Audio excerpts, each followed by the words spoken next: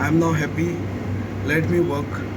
You can ask me after 6 months what you have achieved. What will be your top priority now that you are a GFA president? See, first of all, we have to pro league. We have to start immediately. That already I have asked. I am ready to sponsor it. Then second is the prize money. Last 8 years is pending.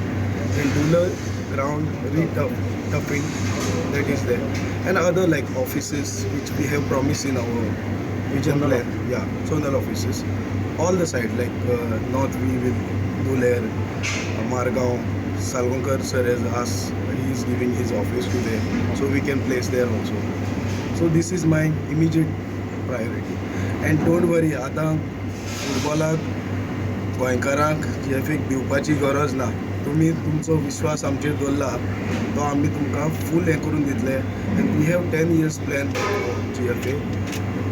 So I will say नाव आतां फुटबॉलाक भिवपाची गरज ना.